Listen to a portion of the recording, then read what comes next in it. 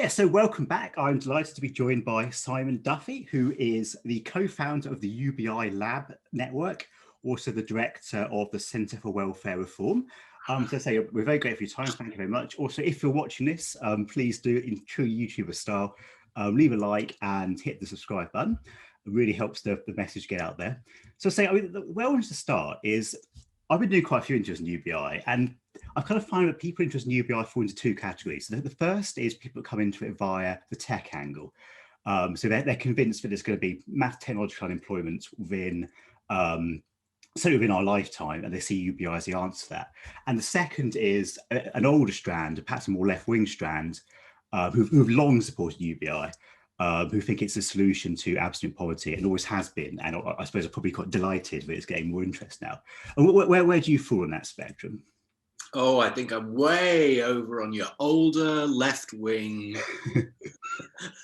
Have believed in this for a long time, strand. Yes, I mean I'm not a skeptic around. I think the technological changes are coming. I think they'll be radical and have a big impact.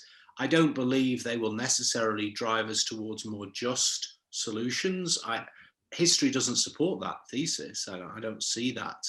I think quite the opposite. Technological improvements by some measure have often increased injustice.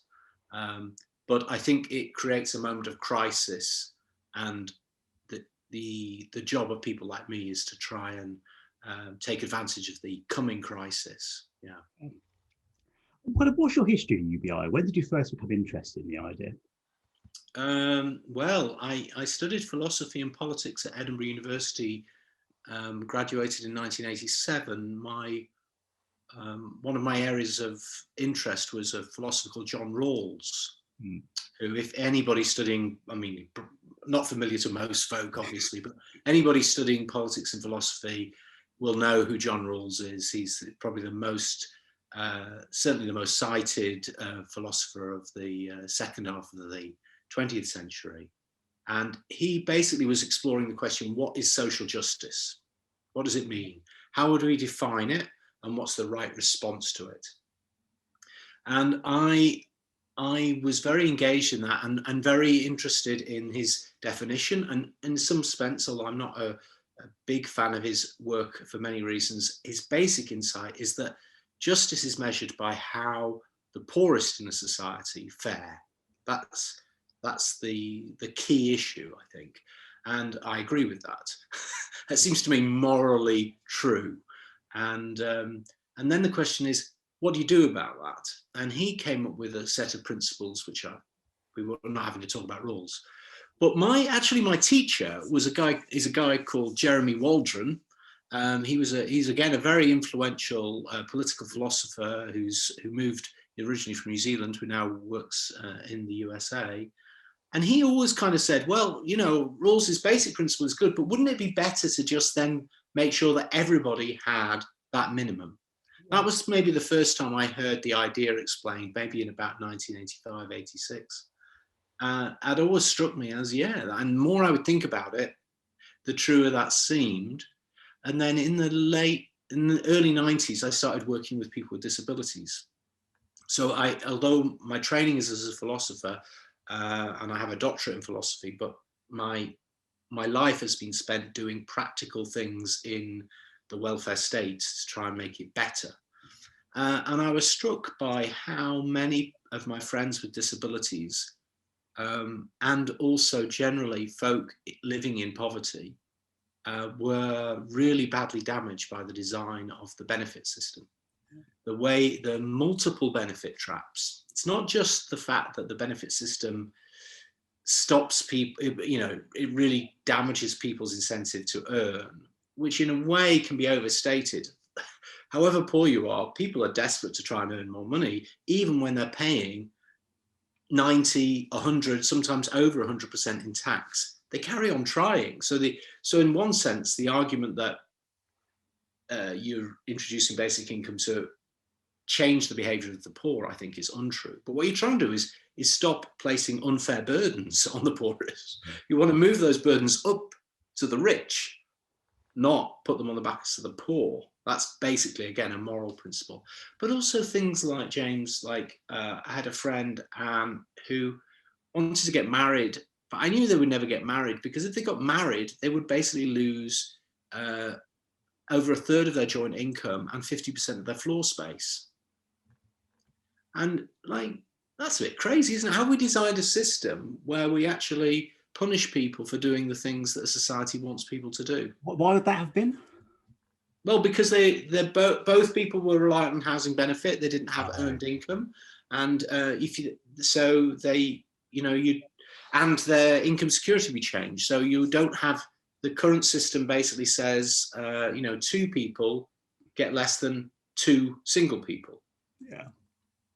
Yeah, and a lot of these kind of things that people aren't really familiar with. Well, lots of millions of people are familiar with it. They're living in this crazy matrix-like dystopia, but the middle classes avoid these systems. Universal credit is chasing them, capturing more people and drawing them into the craziness. But historically, it's just as an other, and then all the stigma and all. So without going on and on, that is really the thing that really drove it all home for me, that moved it from being an abstract point of political philosophy to, this is really important. It's just seeing the negative impacts of the benefit system on people's lives.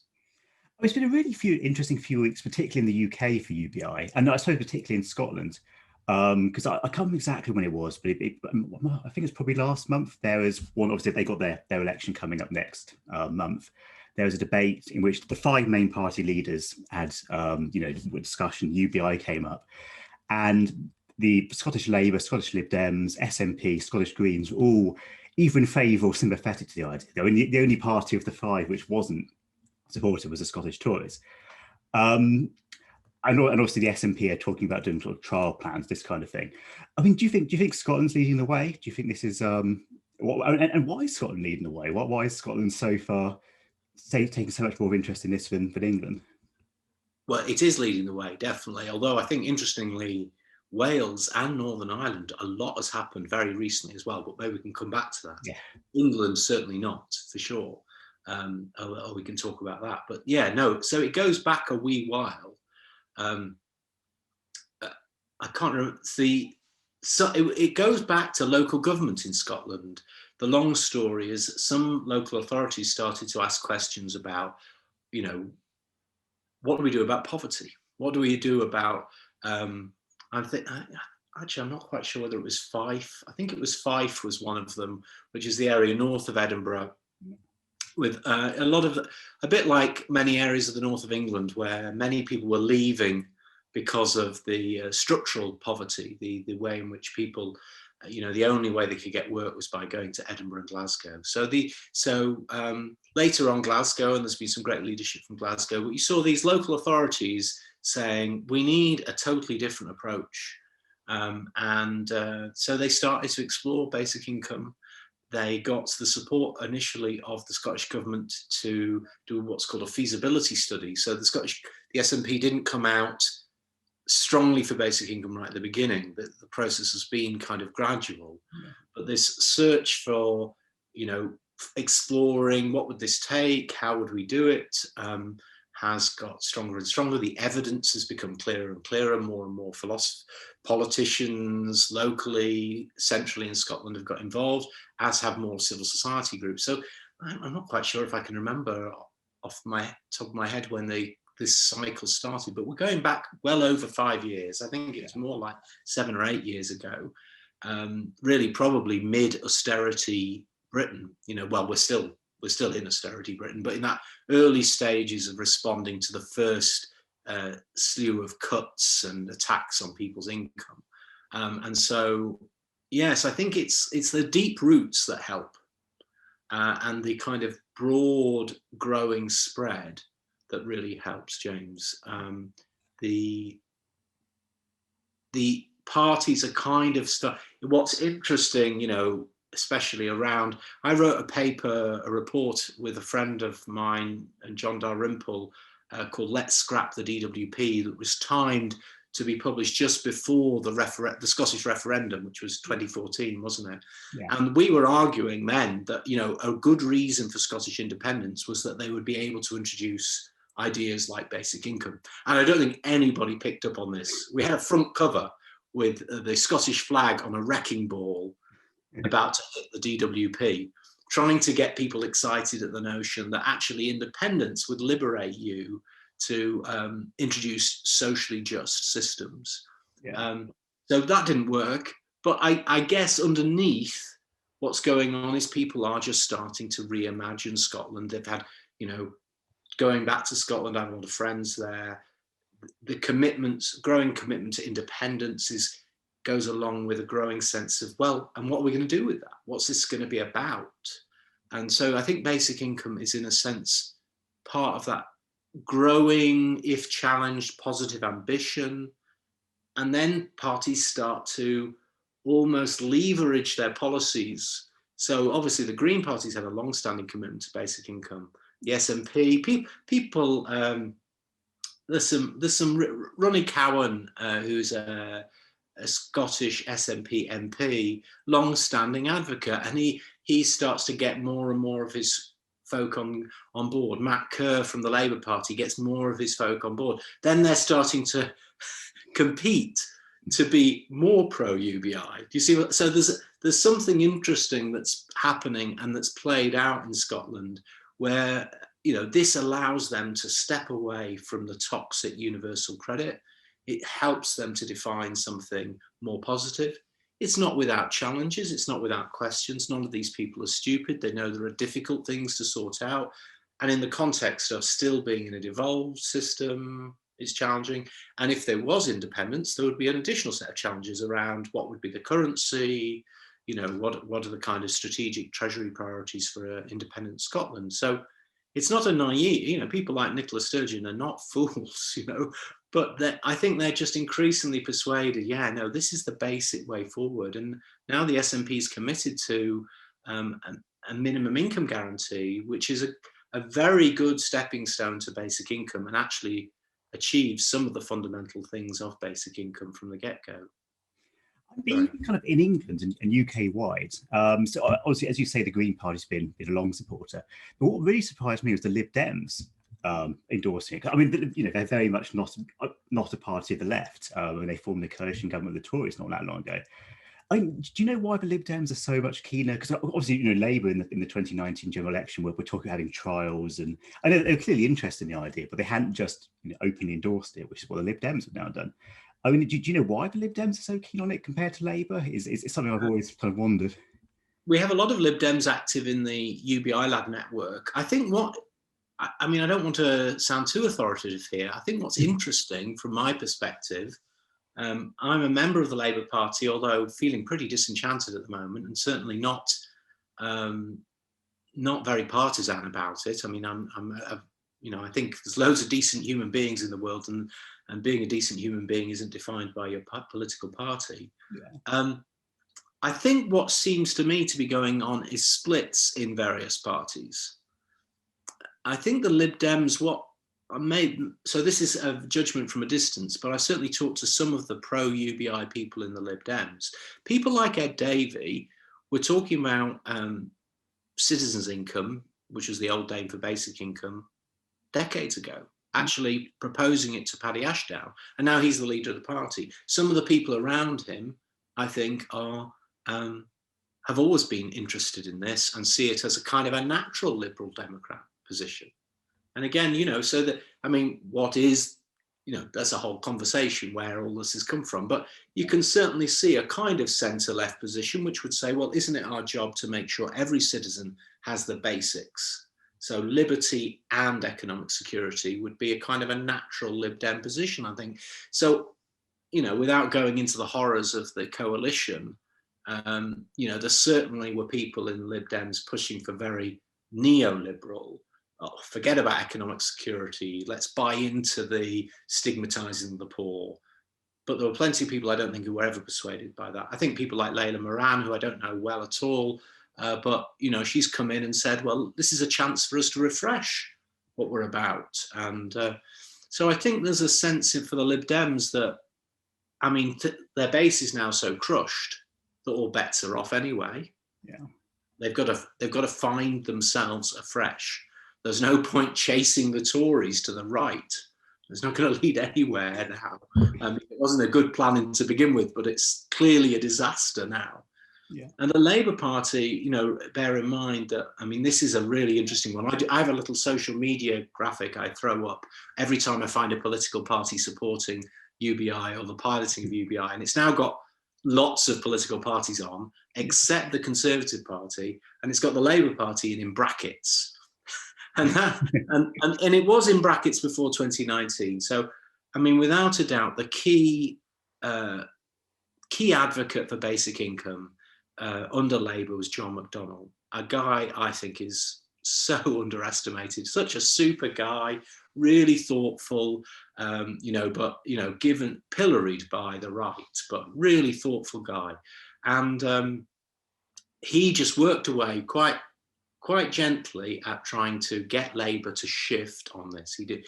It was not a kind of, he wasn't, he was very wise in the way he handled this. He was fortunate at this stage. By 2018, we started the UBI Lab Sheffield in 2016, 2017, let's say 2016, but we started to say, why doesn't Sheffield make the case for piloting, at least piloting UBI? And John heard about this, and that became the basis of the Labour Party's commitment, that at least to test it in Liverpool and in Sheffield and in Birmingham, he said, I think, because these are places where there was grassroots support for it. So that enabled him to drag centrist members of the Labour Party, at least towards the idea of considering it. Look, people are asking for it, he's saying. Yeah. So, and that was part of our strategy which was not a party political one. People in UBI Lab Sheffield were not all Labour people, but some of us were. And certainly what we're trying to do is say, let's make this idea seem more feasible. Yeah. And that's had a very positive effect on the conversation, I think, in the UK now. So was the fact that they chose Sheffield specifically because of, I mean, the UBI lab that you guys set up? I mean, because I was always very interested in why they chose. No, Jason and Mark went to the guy standing report that John McDonnell had committed, pushed the pilot papers in front of John, and then in a pronouncement that came out almost immediately it was going to be piloted in Sheffield. I think I was on BBC television the Monday morning afterwards, talking on one of these, I think Politics Live or something, talking about John's statement, which had followed basically Jason and Mark saying, hey, we want it. Yeah. It was intimately connected as far as but not in a kind of Machiavellian way. I think it was just, we went and said, we want it. We've organised this. We've got the council on board. We've got social commitment in the city. Support us. One thing I was thinking, so I had Jeff Croker on this channel, I think a couple of weeks ago. And one thing he was saying is that obviously there's a lot of interest from the left, as you'd expect. But there's the one group which is showing some resistance is the trade union movement, particularly the TUC. And that surprised me. That wasn't what I expected at all. But I mean, obviously it would challenge the traditional their kind of traditional power base, I suppose, which is paid labourers.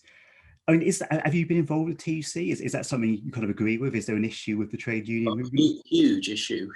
In fact, I heard from one very good source that, when COVID hit, the Treasury actually consulted with the Labour leadership and the trade union leadership. And one of the ideas on the table, I'm told this, I can't, it's second hand, but it's not somebody I thought would be telling me a lie. They were offered the option of supporting something like a universal basic income support system for the pandemic, and they said no, they prefer furlough. I think the resistance, and think about furlough, it's regressive. Like it's a subsidy that if you're richer, you get more, if you're poorer, you get less. And it only applies for people who are in secure employment. So it's a regressive system that leaves huge gaping holes, millions of people unsecured. They then try to fill some of them with the self-employment arrangements, but those left gaps. and there are many more people left out. And if you were on benefits already, you didn't get the uplift. You know, really regressive measures. And I'm not saying the trade unions were responsible for it, but according to the information I received, they had a chance to influence things in a different direction, and they chose not to take that. Yeah. Now, why is that? Well, it's a very interesting. So, although I think I certainly. I've talked to people on the right who are at least open to basic income, but I think generally I don't know many of them. And all my friends in the basic income movement, I would say, would be leftist in the sense that they think justice, equality is important, and a good society will try and get more of that stuff, not less of it. So I think but there is this then very different left-wing tradition that is opposed to basic income. And although there are different strands to that opposition from the left, one of them is a kind of classic trade union. Look, the way to gain benefits is to work in the industrial system, to unionize and to draw your strength from your bargaining position with employers. Yeah. This whole arrangement on the side where we create universal, community-based, tax-based solutions is secondary to them, to their interests. Whereas I just flip that round. I say the most important thing is the universal. The NHS is a universal solution. If you follow the logic of the trade unions, we wouldn't have an NHS. We'd have health benefits attached to being in employment, and then damn the rest. Yeah.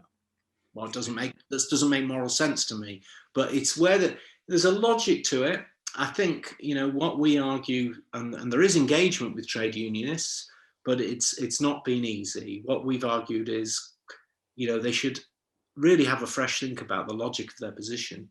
If you enable everybody to know that they have a secure income floor, whatever their life circumstance, then they go into union negotiations on an individual or a collective basis on a stronger basis. Why do strikes fail? Strikes fail because people are starved into submission. So why would you want to take away that security? I think it's a huge error of judgment, but I guess it comes back to, decades of a particular way of seeing social justice, a particular way of seeing their role, and not really having the flexibility of organizational thought to rethink what their role in the 21st century should be. A major challenge ahead. When you mentioned the coronavirus crisis, and when it first hit, so I've been interested in UBI for a while, and I am slightly unusual, but my sort of my history at least is more on the right than the left. So I'm very rare in that respect. But I when it came along, I thought, well, great, we just set it back 4 years, 5 years, because the debt we're going to accumulate is going to be such we're just not going to be able to afford it. And obviously, I think I got that totally wrong. I think it's massively increased the appetite for major state intervention. So obviously, the UK have the furlough scheme, which is a long way from UBI, but is a major state intervention to combat unemployment. But more interestingly, perhaps in the United States or in Spain, where they have stimulus payments, which are not quite UBI, but not a million miles off. I mean, do you think there's a case for the pandemic, ironically, might actually speed up the rollout of UBI? Oh, well, yes. I mean, for us, I think there are two things at a very practical level, James. The whole process of furloughing and people using Zoom and social media has accelerated people's social organization capacity. So, and that isn't the big issue in a way, but it is interesting side effect. I mean, it's getting people to realize that you can actually get things on the agenda if you organize, if you actually start thinking strategically, if you start thinking about how you communicate. So I think that's actually that's important, because a lot of things just drip because we've been working to you've got to travel to bleep out London to go and have a meeting, which, you know, you can't afford to do. And then eventually it takes you 3 months to get the meeting, and that's all gone. Just have the meeting tomorrow and you get it done and it moves it on. So there's something actually in the kind of technological response to the crisis, which I think might have a very surprisingly fertile effect. You know, we now, like, there's brilliant stuff going on in America, that we now can have speakers coming and presenting at our conference in our festival in Sheffield's got Michael Tubbs, the mayor from Stockton, talking about. Yeah, I'm hoping to get him on this channel. I find him really interesting. Yeah, so, you know, we can get, like, this is changing people's sense of who they are, what is possible, what we're talking about. So I think that's really important. But the other more obvious point is that what the COVID crisis reveals is the fundamental insecurity of the modern economy. In a way, it's a huge advertisement for something like modern monetary theory, isn't it?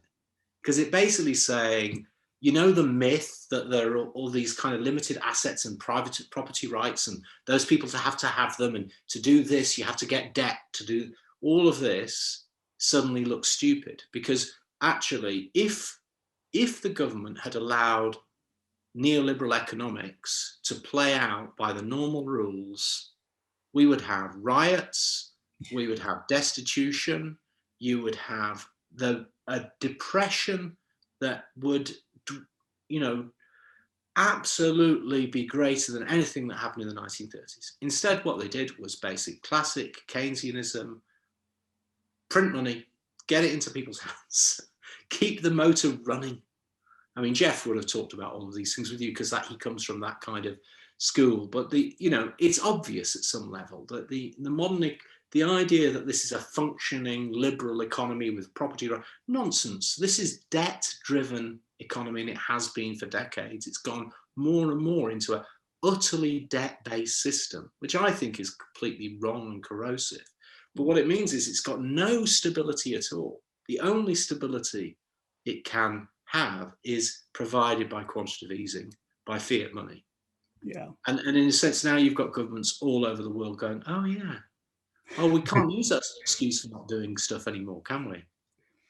I mean, as kind of an old leftist, it must have been quite interesting over the past few years to see you picked up some perhaps unexpected allies. So, I mean, I guess probably more from the people who look at it from the technological and employment side of things. But I mean, you know, Mark Zuckerberg, Elon Musk, you know, a lot of the richest people in the world now endorsed UBI, at least in theory. I mean, I think their argument would be that it's not time yet, but in 10, 20 years' time, technological unemployment will be such that we need to introduce it. I mean, how do you feel about being on the same side as some of the world's richest CEOs? Yeah, I think it's interesting, isn't it? I don't think I'm on the same side because no, sorry, you're quite right. I mean, I think if so, like Richard Branson, who, you know,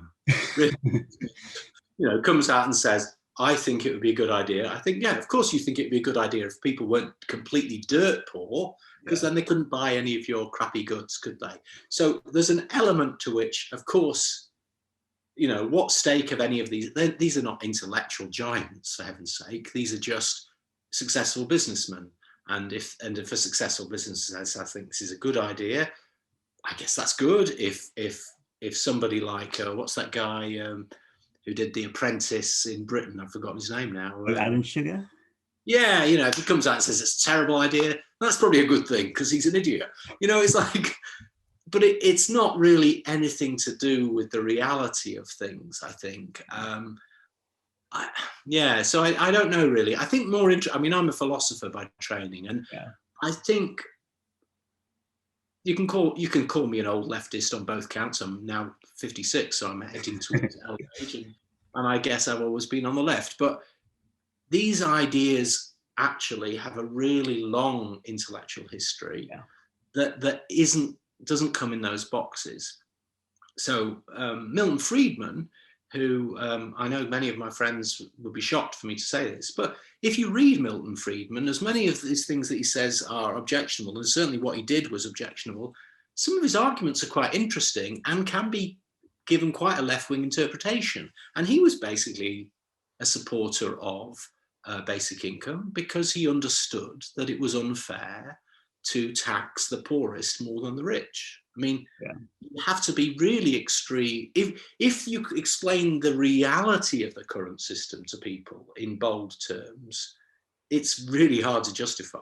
No, effectively, a marginal tax on the poorest that ranges around 70 to 100%, and a marginal tax on the richest that's effectively at best about 40%, and is often not really that at all.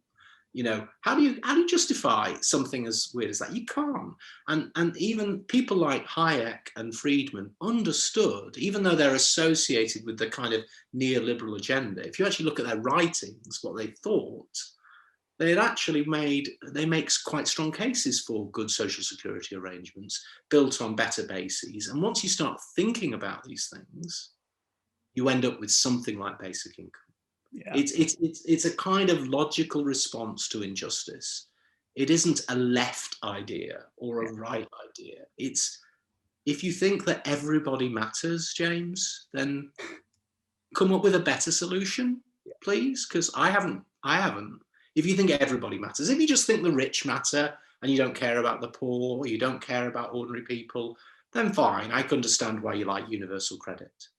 But if you do actually think everybody matters, then I want you to explain to me why universal basic income isn't the best system. Yeah. I mean, you've obviously been involved with kind of the UBI movement for quite a while. Has the movement started to change as you get more of these kind of tech people getting involved? So I guess more of the kind of the Yang Gang types who are, you know, obviously share a lot of the same views as you, but have come to the argument from a slightly different direction.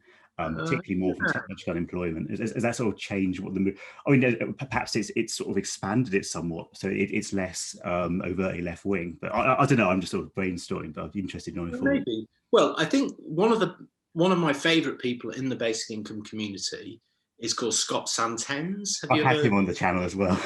All right. So you know Scott. Yeah. So Scott's kind of slogan, not left, not right, but forward. Yeah. And he was very closely associated with Andrew Yang. Now, I don't know whether Andrew Yang is a technologist in that sense. He's certainly fresh, a lot of thinking. He's certainly come from, maybe he is. I mean, that's a bit of his background. But I think that kind of strand, I think that's much more meaningful than Elon Musk or that. I mean, somebody like Andrew Yang, somebody like Scott Santens, slightly different. But what they're doing is saying, you know, they're bringing oxygen into the conversation. Yeah. They're saying it, and it's time. They're bringing urgency into the conversation. It's time to deal with these things, because if we don't deal with them, we're going to be railroaded by a whole series of problems. You know, and this is not just about work; it's also about the environment, James. If you think that, you know, in a way, COVID is like a short-term version of the environment. It's like a little packet of seeds that says, look, here is the opportunity to learn that actually we can take care of each other and respond to severe crises if we commit to each other's security. That's what this is about. And if you think about what the environmental crises that are going to grow, especially the longer we leave it, you know, then if we don't create a system of economic security where everybody can thrive, then we will keep burning fossil fuels, we will keep churning the industrial wheel, even to the point of our own destruction. Basic income is an invitation to say, let's build a better society. Let's make sure everybody's okay, and then let's focus on doing the things that actually make life better. And that means a better world, taking care of each other better, taking care of the natural world, taking care of the ecology, taking care of species. Basic income is like a passport to the possibility of humans doing the right thing, not the wrong thing, just because they might lose their job, they might lose their income. Yeah, and it's that kind of crazy train that we've got to climb off.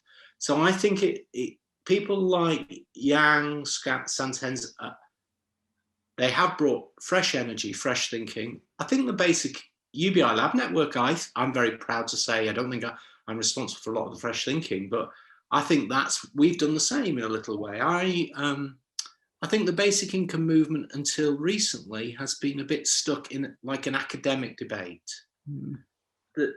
the big organisation, Basic Income Earth Network, is basically, it's great, but it's made up of academics, people who've got secure incomes and like to discuss things like, wouldn't it be a good idea for a basic income? And I don't think that and in fact, the organisation itself is structured as a charity, and so in some of the campaigning has found that it was unable to do anything. Yeah. I mean, so if you've constructed your kind of model of change around just publishing new ideas, having nice discussions, I sometimes I call it whispering in the ear of the minister, you know, hey minister, I've got a plan for you to introduce basic income. If you just do this and do that. And like, our approach is to say, not that that's wrong. I mean, it's all got its own integrity. But what if we think about it as like, this is a social movement? What if we think the condition for change is that people want it? Yeah. Not that some academic has persuaded some minister that it's a good idea, that people want it. I think that's how you change political behaviour. You don't change it through rational debate. Politicians don't have enough time to be rational, and they just respond to things. Yeah. So you have to change the environment so that you get the response you want. I mean, there are so many trial schemes that are either kind of in the works or happened. And it feels like, kind of, as you say, you got your board where you tick off the parties that back it. It feels like, you know, every few weeks some new party somewhere in the world comes out in favour of UBI. It feels like we're building up to a crescendo. I don't know if that's what you think, but do you think we're almost in a situation where kind of there's a dam, and at some point one major country, you know, a major advanced economy will take the jump, and at that point the dam will break? Or do you think it's more likely to be kind of a much slower process than that? No, I think that is the key in a way, isn't it? And I mean, I think the lab idea and the idea of piloting and getting people to think about piloting makes sense, because it makes it easy for people to get on board. Yeah. There is another path here, though, which makes this thing is quite pragmatic and less romantic. A lot of the systems we have, James, are kind of crumbling in this direction anyway. Like, it's really interesting to think about pensions in this regard. You know, I'm old enough now to have witnessed decades of governments saying things like, the pension system's unaffordable, we need to get people to take out private pensions, we're going to come up with this system or that system. All these systems are, and at the same time, the private sector in the same period has disinvested from final salary pensions. In a sense, globalization has meant that the private sector abandons the business of social security, yes? Yeah. Which actually in the 50s, the private sector was very important, but the private sector has basically abandoned it all because global competition means, you know, it gets punished for taking care of its folk. So more and more of this gets put on the state. The state tries to respond by saying, well, we'll push back and get the citizens to do it for themselves. Pension scheme A, B, C, D. And each time they collapse, they never really quite deliver. You know, yeah, there's a segment of the population with their ISAs or their private pension pots. I've got a private pension. It's very modest because I've never really earned enough money, and I've never been in the state system. I don't have a nice state salary. I don't have a big private salary. So I've got a little salary, a little pension pot that I've had to build up from my earnings over 30 years. But it's not going to pay a wonderful pension to me. People younger than me suffer even more. And what's the state's response, really? It has been to triple lock the pension, hasn't it? Yeah. In the end, it recognises that actually that's the only way through this. We're going to have to provide that security ourselves. Even the Tories haven't killed child benefit. So you've got, like, at either end of the system, two bits that are pretty close to UBI, James. Yeah, I mean, that not perfect, but they're not far off. Then you have this bit in the middle that has gone through its own, like, basically how can we steal a bit more from the poor here or there, or tax them a bit more? Oh, now we'll integrate all these benefits and what was Gordon Brown's big achievement, in inverted commas?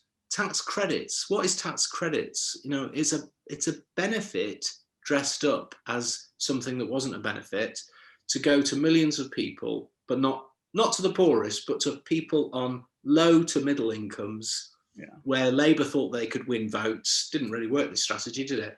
Then what did universal credit do? It kind of absorbed all those people into the same bubble and drew them all into this dystopian universal credit system. So you've got sanctions, and you've even got sanctions for not having 2 jobs when you've only got 1 job, but you could have worked.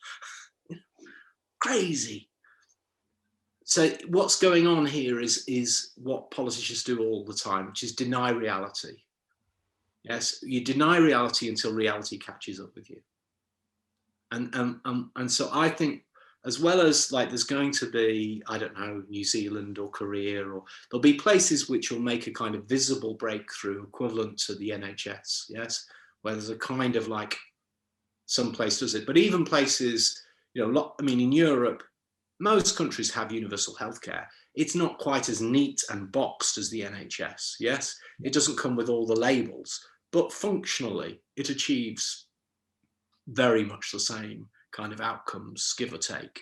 So I think you're going to see not just a kind of big commitment, or maybe it'll be Scotland, you'll also see more and more people just putting the pieces together and realizing this is too broken. The private sector isn't providing the security. Only we, the society, the welfare state, can provide the security. Modern employment is just too insecure. We have to create that platform together. And I think that you can see it almost happening incrementally, actually, James, even in fascist England, because in a way even the technocrats running the system know it's broken. Yeah. I mean, you struggle to find people that think that the welfare system is properly working. I mean, I don't see how that's a defensible position, but the welfare system is working as intended. I mean, it's clearly full of holes. I mean, I lived in the great evil city of London until quite recently, and you'd see so many people, homeless people begging on the overground. And it's not something you could miss. I mean, clearly the currency, a lot of people are falling through the gaps. I mean, obviously, I tend to find critics of UBI tend to fall into 2 categories. One is the kind of why we're giving money to rich people argument, which I kind of, I agree with you.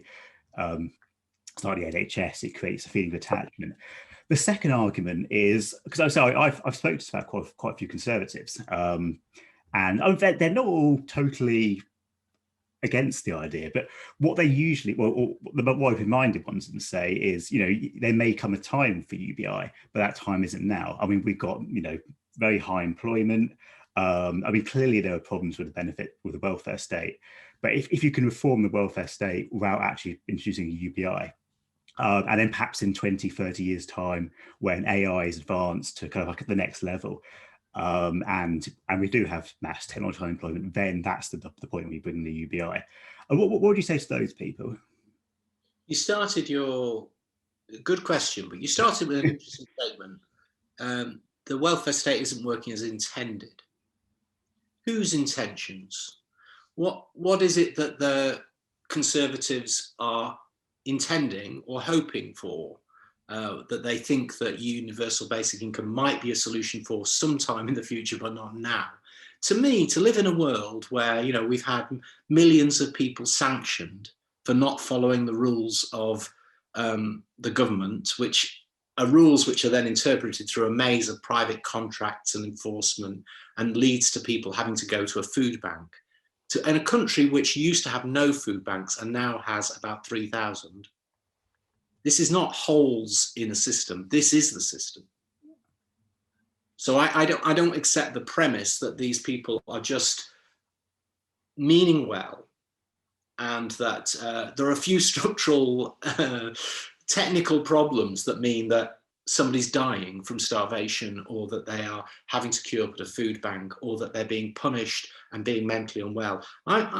In my UBI is only a tiny part of my work, James. At the moment, I'm writing a report for a peer support group of people with mental health problems from Doncaster about the work that they're doing to support people in acute mental health crises. What is the most persistent reason for people to go into crises? Benefits, poverty, isolation, sanctions. That's what's happening in the lives of thousands of people in our country now. That is unacceptable. There's no rationale for it. There's no rationale for it. What are we waiting for? What is it that we think will be the answer that we need before we can respond to that? This country is dripping in wealth. We lead in this incredibly regressive tax system that taxes the poorest 10% at about 50% of their income, and then all the other deciles at about 30% of their income. Not marginal tax, but actual tax as a percentage of income. This is just wrong. This is like biblical wrong. Like if you just go to your Bible and say, what are the principles of social justice? You don't tax the poor more than the rich. Right? So these things are just massively wrong. You can call me an old leftist. I don't think about it like that. I don't think I'm a leftist. I'm not waiting for the revolution. This is just wrong. Right? So, and I think it's urgently wrong. I don't think that, I'm not a Marxist. I don't believe that society will inevitably get better. Yeah. And that it gets better through we murdering each other or having some big social crisis. It seems to me, if you take a long view of history, societies can go on being unjust for hundreds of years. Societies can oppress the poor or the weak or disabled people for hundreds of years and get away with it and give each other medals. And there's no. I don't think I don't agree with Obama that in the long run everything tends to, the arrow of history tends to justice. No, if people work at stuff to make it fairer, if they organise and pressurise and come up with better ideas, then we might. Or we might just go to hell in a handcart. Yeah. And the choice is ours as a society. I'm not waiting around 30 years to find out whether the Tories have decided that's okay or not. I mean, what I spoke to Scott Santens. He had a really interesting analogy, I thought, which is that some people in modern Western societies in the UK and the US essentially have a worse lifestyle, a worse quality of life even in terms of material possessions than someone living in a hunter-gatherer society 4,000 years ago. And it's kind of incredible, both morally and intellectually, that we got to that point. I just got one final question. So I obviously you mentioned the Labour Party. I don't know kind of exactly what the Labour position is on this at the moment. Has Starmer just scrapped with the UBI stuff, or is it still kind of, are they still theoretically committed to doing these pilots? We don't know, James. We approached Annalisa Dodds when she was Shadow Chancellor, and we got, I think, a kind of, we're not ready to commit on that anymore. So I think that basically the manifesto promise of piloting was just kind of put in brackets. It was not a clear no, but there was certainly very negative sounds. At the same time, lots of Labour MPs came out and have supported UBI, many more. We have a cross-party group, cross-party and local government group that we support on UBI, which includes many Labour MPs. Out of interest, are there any Tories on it? No, so it's not all party. We still need to, if you know any Tory MPs who are actually open-minded enough to join the journey, that would be very exciting. Then we could have an all-party group. Yeah. But at the moment, it's everybody but the Tories. Yeah. And I personally think that's going to be. Those are the two challenges, really. The Tory party, historically, that because of the tradition I'm talking about, there've always been people who have been open to this. People in IEA, the Adam Smith Institute, there have always been people on the right who've been prepared to make the case for it. Yeah. Actually, I think at the moment, what's interesting is they've all gone quiet. I think this is because, and maybe this seems an extreme point of view to you, but I think that universal credit is the ideology of the current party. It's not a mistake. It represents exactly what they value and why. And so for think tanks on the right at the moment have gone quiet because it's like, in a way, what's happening is that really there are only two games in town. And they can't, nobody's created another point at this point. I think this is what's interesting about what's going on in public policy. So I mean, Keir Starmer, ahead of his own election as leader, said that he was for scrapping universal credit. But it was really interesting. What's he for then? Because there's a whole bunch of us developing the basic income alternative, and lots of politicians and parties getting behind it.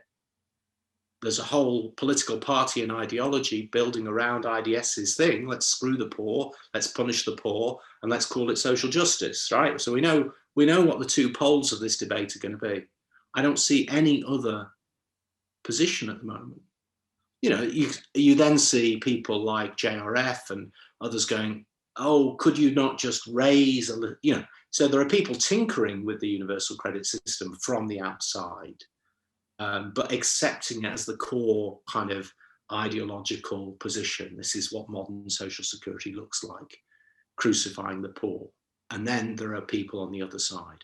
So I think Labour's,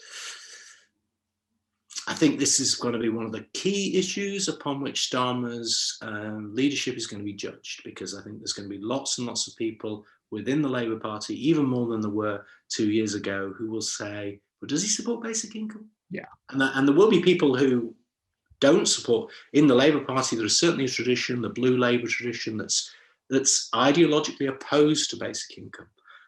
And I think that, what's going to happen is Keir Starmer's going to spin around, unable to find steady ground for himself. Because I think he's going to have to pick. Yeah. It's going to be really hard work to create a third alternative.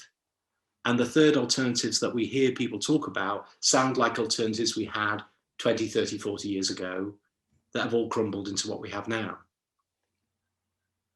So that's my guess. On that note, it's been a real pleasure to have you on. It's been really, really interesting.